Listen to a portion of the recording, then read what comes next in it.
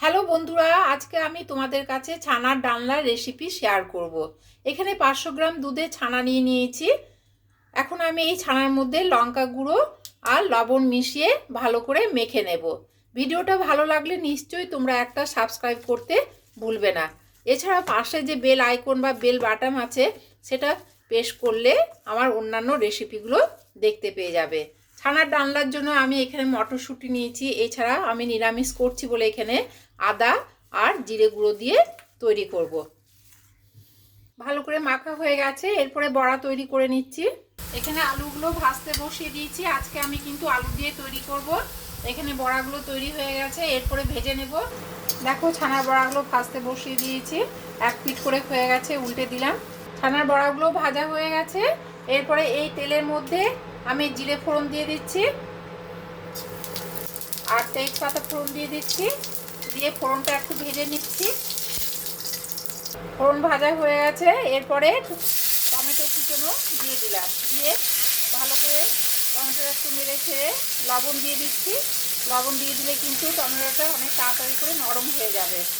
এর মধ্যে টমেটোটা অনেকটাই নরম হয়ে এসেছে। এরপরে আদা দিয়ে দিচ্ছি 1 চামচ আর জিরে গুঁড়ো দিয়ে দিলাম 1 চামচ, লঙ্কা গুঁড়ো 1 চামচ।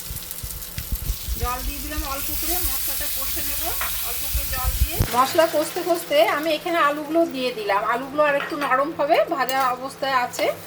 এরপরে এখানে মটরশুঁটি, 1 বাটি মটরশুঁটিও দিয়ে দিলাম। এরপরে ভালো করে মশলাটা কষে নিচ্ছি।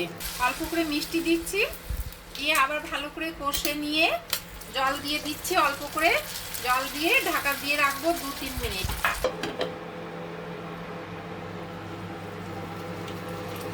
2-3 মিনিট হয়ে গেছে, ঢাকা খুললাম। ঢাকা খুলে দেখো মশলা কিন্তু অনেকটাই কষানো হয়ে গেছে। এরপরে এই মশলার মধ্যে জল দিয়ে দিচ্ছি। অনেকটাই জল দিয়ে দিলাম, কারণ ছানার বড়াতে এই যে ছানার জলটা টেনে নেয়, এই জন্য বেশি করে জলটা দিয়ে একটু ফুটতে দেব। আবার 2-3 মিনিট ফুটতে দিয়ে দিচ্ছি। দেখো খুললাম, খুলে নিয়ে এরপরে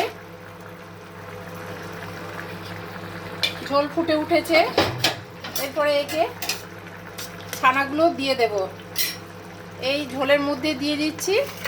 এই ছানাগুলো কিন্তু রস অনেকটাই টেনে নেবে। এরপরে অল্প করে ফুটিয়ে নিচ্ছি।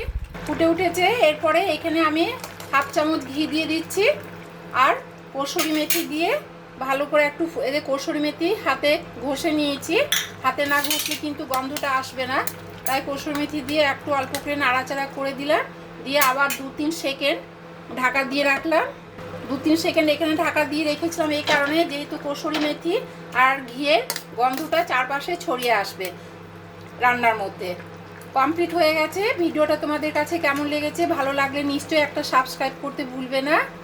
এখানেই রাখছি, তোমরাও নিশ্চয়ই এভাবে তৈরি করো। বাই।